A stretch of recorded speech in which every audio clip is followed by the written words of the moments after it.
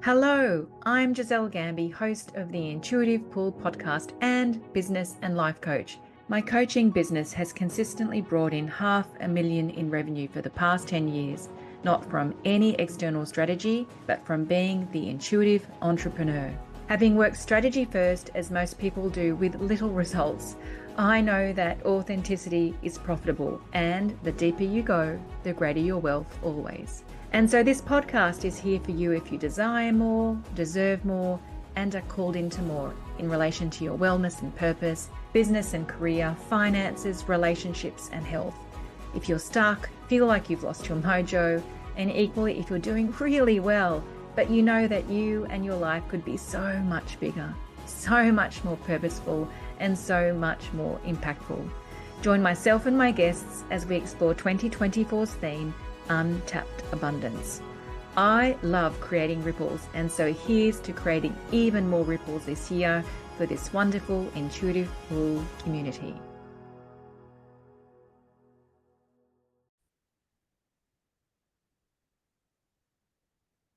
Welcome, Suzie, one of my most favourite people in the world. Thank you. Thank you for having me back again. Yay!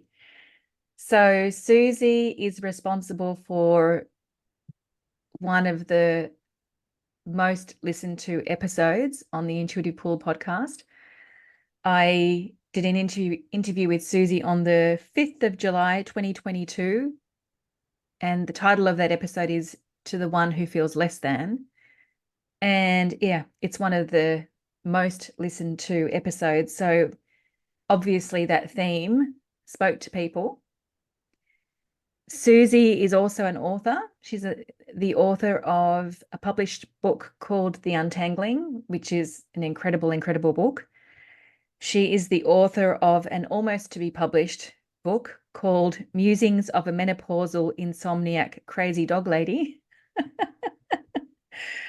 And she is the author of a screenplay, which I don't know the name of that screenplay, what that is. Well, actually, I'm a co-writer, so I do have a screenplay buddy. Okay. It's going to be called The Untangling, funnily enough. Oh, okay. All right. Okay. So as you can see, Suzie is super duper creative and yeah, someone who I've known for quite a few years and is so committed to untangling anything that is wrapped up in fear and judgment and bringing it all back to nothing but left but love, which words that I use often, but they're actually Suzie's words, nothing left but love. So I really felt called to invite Suzie back on the podcast. I actually don't know for what reason. I don't know where we're going. I don't know what it's in service to yet. But as we could see from the, one of the most popular episodes, To the One Who Feels Less Than, we definitely catalyzed something then. And we catalyzed something for a certain type of person. So let's see what we're catalyzing here and for whom that is this time round. I'm up for that. Yay. I love not knowing. I know you do. So I don't want to stay here because we that was the purpose of the previous episode or our first interview. But can you just give us a little bit of a snapshot as to why we even recorded an episode called To the One Who Feels Less Than? Sure. And I was actually thinking today, I should have listened to it again because it's been a little while. I think for me, it was a theme that I see a lot, especially with women, because I've worked with women more than I have with men. I love men, nothing wrong with them, but I'm just saying. So I understand a lot of the way we think and the way that we act. And especially women from the era, around the era that I grew up in, where, we had a different role back then. We had a different place in society, in culture and families.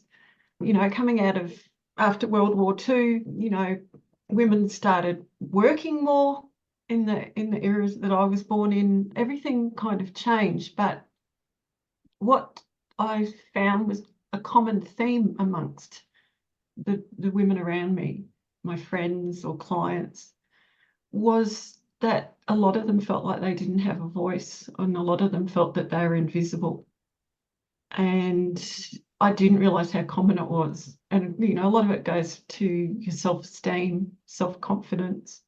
But as I said back then, I would be in a room and just feel like I was totally invisible.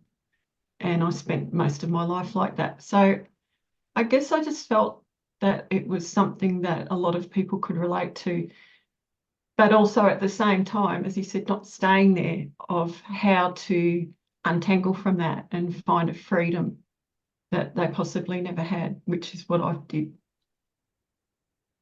And how did you do that? I know that's a big question or a big answer.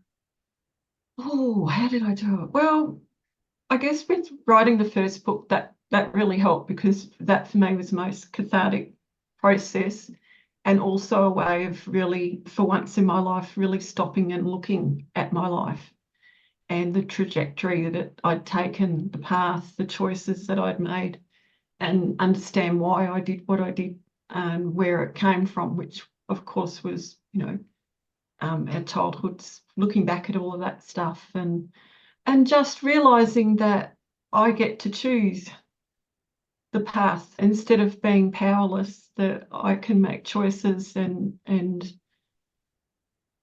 choose the path that I want to follow. Only me, only I can do that. So it was a lot of taking responsibility for that and getting to know myself all over again. For the first time, probably, I really felt or feel now that I know myself more and I understand myself more.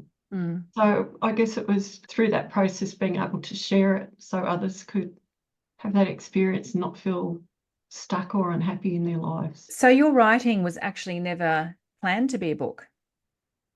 No, absolutely no. Did you ever think you were going to be an author? No. It wasn't something you dreamt of? No, no. I mean, I think I was thinking about this, and I do remember as a child, I loved to read a lot. We read a lot, mainly because we weren't allowed to watch a lot of television, so we read a lot. And I did love creative writing when I was younger. Before, you get at a certain age in high school or whatever, when they make you do all the boring stuff like book reports on things like Shakespeare or all that stuff that I didn't really understand. But no, it stopped there. And then it started again in my late 50s. So, And so when did you know that it was going to become a book? Because you were just writing for yourself. You were untangling everything that you had not acknowledged and seen and felt, and until you returned it all back to love. When did you know that this is actually a book? well, I could be some wise woman that I shared it with who reflected it back at me. When I was writing it was a journal. It was just pouring out my emotions and feelings and going on through the process of untangling that way. And then, and then I thought about, maybe there is something here. Maybe this is a way for me to serve, like maybe this could help someone. And then interviewing, then I decided that it's such a common theme amongst people. We all, not just saying not everyone, I didn't have a terrible childhood. It's not like that. It's just that we're all shaped by events that happen to us when we're children, and by the beliefs around us, the belief systems of our families, school, society. We can't not be. So I thought, well, if I was able to find peace through this process, that maybe it might just help one person out there. And I think that's when I realised it could be a book. And so we know that it has helped many people. Can you, without breaking confidentiality, can you share probably one of your most proud moments of the impact that this book has had on the readers? Oh, I think one of the moments was a lady contacted me that, I don't know, she found me over social media or something like that. I can't exactly remember, but we kept in touch. She came up here to the Gold Coast and I went and had coffee with her. And she bought the book and she said to me, you have no idea the impact that this has had on me, because it could have been my story that you wrote. And knowing that you were able to find peace and forgiveness, I think forgiveness is the biggest thing, has really encouraged me to look at this too, and find my own peace. So I think that was like, oh, that was everything. Yeah. It was never about making money, because certainly being an author is not, for anyone who's thinking about it, it's not an easy thing, and it's, an investment, but that was worth it. That was enough. Yeah. So we spoke on, as I said, the 5th of July, 2022, and that was when the Untangling, the first book, it was around then that it was published. Is that right? Have I got my dates right? April, it got published. Okay, of that year. Day or something around there, yeah. Yeah. So what's happened since then to now? Like, are you a different person? Like, who have you become? I've definitely changed. Obviously, there's elements about me that are the same. I'm just as kooky, and yes. But I think what's changed for me is it's just brought a huge lightness to my life.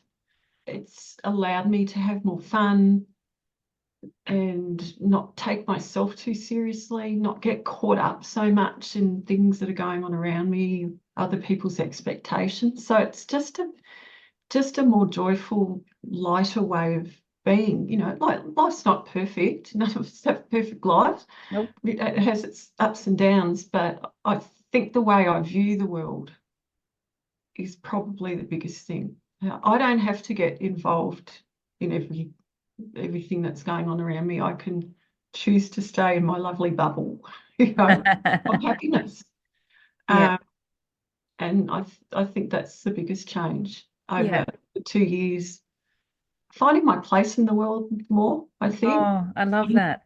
That's, obviously through working with you, directly, and then in the Sacred Leadership group that I've had the absolute privilege to be part of for nearly 12 months, being around like-minded people more. And I think that's really important. It's like your tribe. It's being around people who understand you is so important, because you feel accepted, So I don't feel invisible anymore. No, you don't. And I actually love, I think we've found the title of this episode and the purpose of this episode. Mm-hmm. And it's finding my place in the world. You found your place in the world.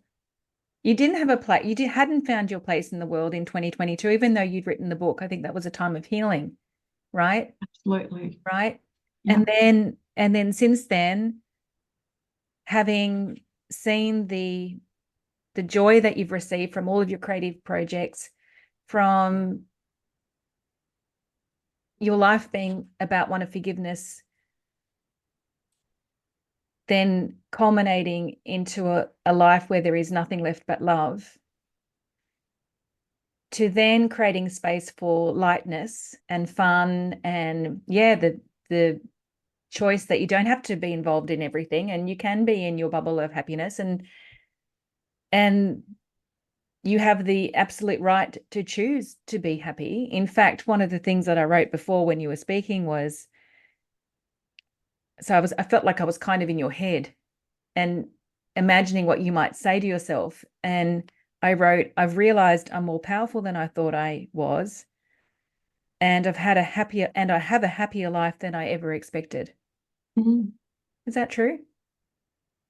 I think so. Yeah, I think, I remember at one point, probably around the start of menopause or whatever it was, Yes. when I was feeling that I had empty nest and all of that stuff that you go through if you have kids. I remember asking myself that question, what makes me happy? And I couldn't answer it. And that was horrible. Wow. And, I was going through like a depression or anxiety, whatever. That's how I was feeling. I just found that incredibly sad. That I had a beautiful family and friends and everything around me, but it was that inside stuff that I didn't have. Mm. And yeah, that's not me anymore. No, definitely not you. We call Susie's full name is Suzie de Jonge. We call her Suzie de Joy. And one of the things that you recently did was you were asked to be a guest facilitator at a retreat for people who have had cancer. You were invited by Dr. Carol Haddad and pranic energy healer Sammy Howard. And you came in because one of the other things that you are, because I haven't actually introduced the whole of you, you're also a coach. You're also an RTT practitioner.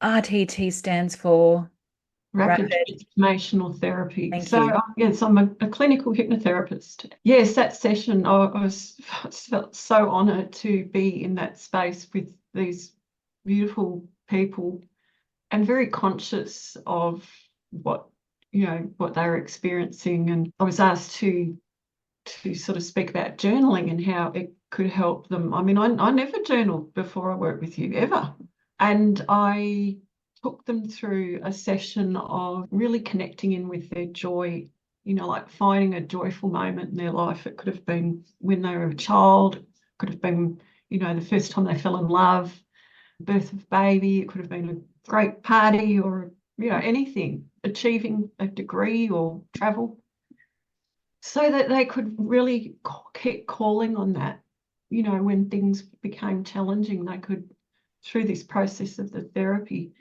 take themselves back to that feeling, because that's what your body needs to heal, is to take you to that time where you feel these beautiful emotions. So yes, I hope that it helped. I really had a great time, and yeah, it was a great privilege. So beautiful. So yeah, so precious actually. So there's another thing about Suzie that I love and that we've shared as well is that I think you're a more devoted student than I have been to A Course in Miracles, because is this your second or third round that It's you're my on? third round. Your third round. So I've not been diligently. It takes time. It does take time. So and I know that your Course in Miracles work has been a major factor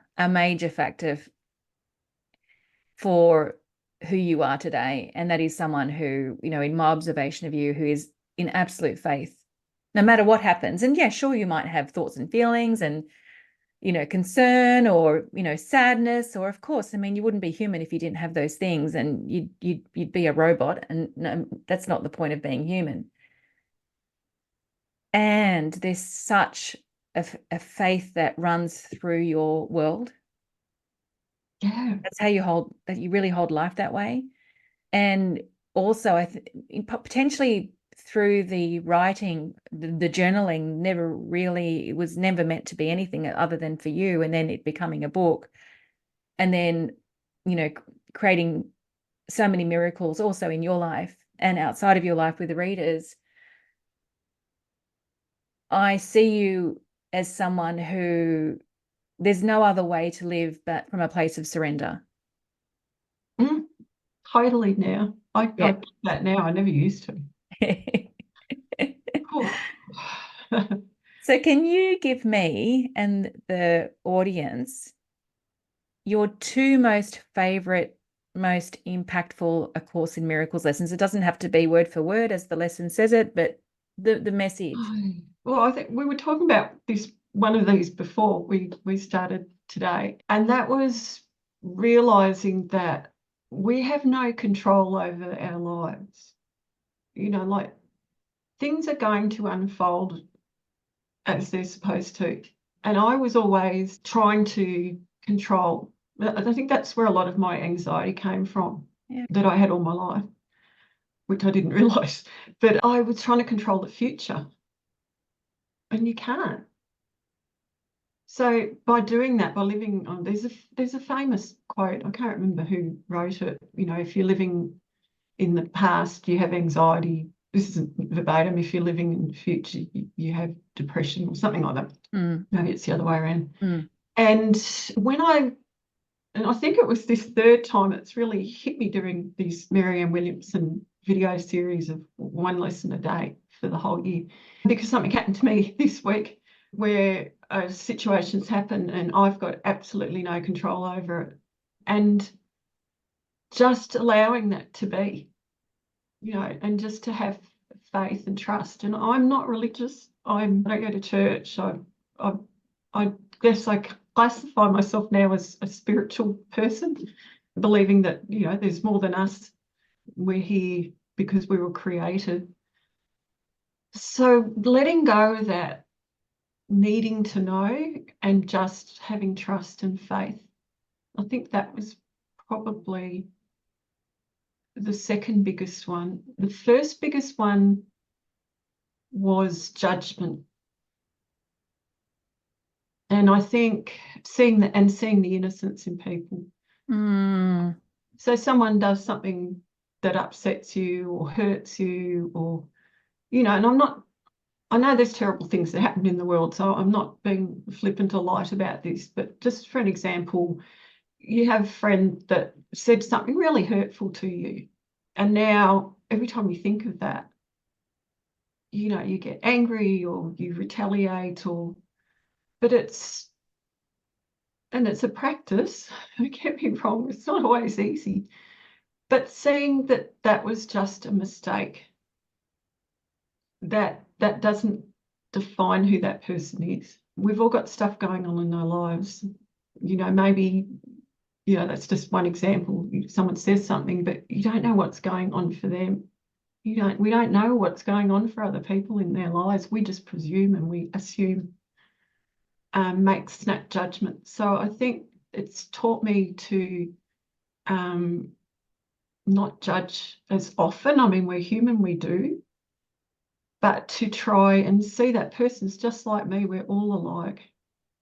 And just to have a bit more compassion for them and for me, I guess. So there are a few things that I've learned. I think one of the lines is, and it says God, but you replace that with whatever word. God doesn't need you to say, police the universe for him. Got that one tied up by himself. That I is love a classic. That is a classic. Yeah. He doesn't need you to sit in judgment of people and all that. He's got it covered. He, she, they.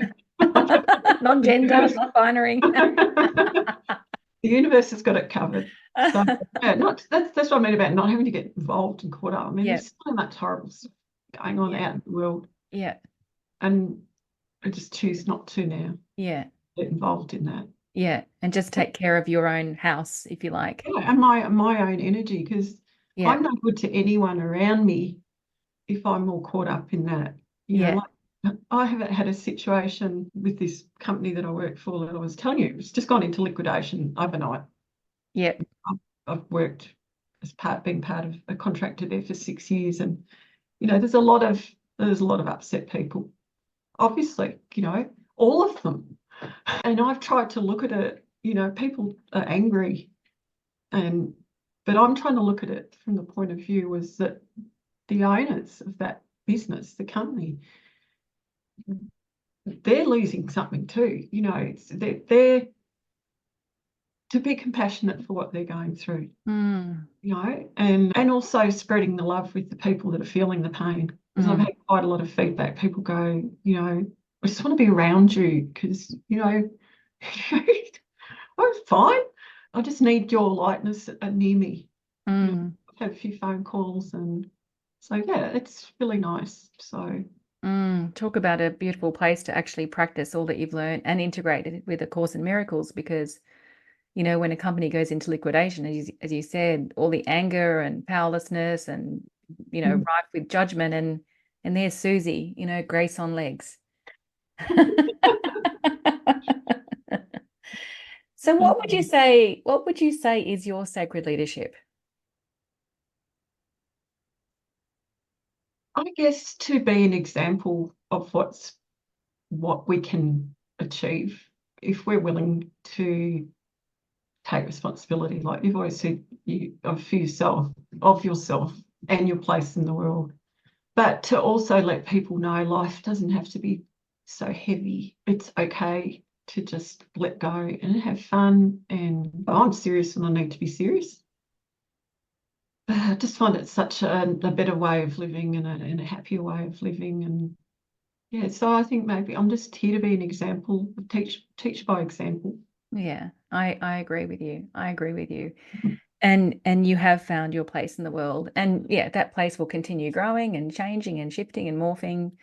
But the main thing is that, yeah, like you said, you've taken responsibility for your happiness. Yep. And that has created so much. And yeah, and you're also got so much faith in life that you've let go of control and you allow life to take you where it wants to take you, including with your agency. It's not like you're absent of agency. Like you're also, grounded human being taking responsibility for your happiness. So I feel like this interview today, I do feel like it will catalyze things for the audience. I do. I feel like it's quite thought-provoking and maybe turn things on their heads for people and maybe have people think about things a little bit differently, potentially, so that they find their own place in the world. Yeah, we're all deserving of it. Yeah. Everyone deserves to be happy. No one more than anyone else. Yeah. Yeah. So yeah, that would be a wonderful achievement. Yes. Yes. So there we go. We sprinkle the magic dust for that to occur. Thank you so much for your generosity once again and being with us. It was my absolute pleasure. Thank you for inviting me. And I just adore you. So I'm excited to be here today. Thank you. Thank you, Suzie.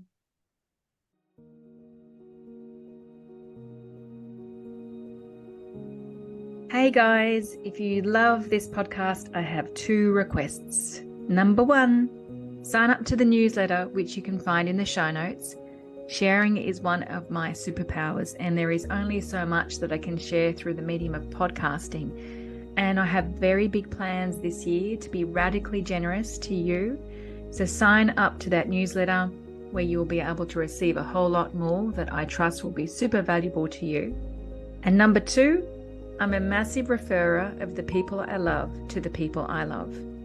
Please share this episode or podcast with the people you love, and let's create some more breathtaking ripples of impact.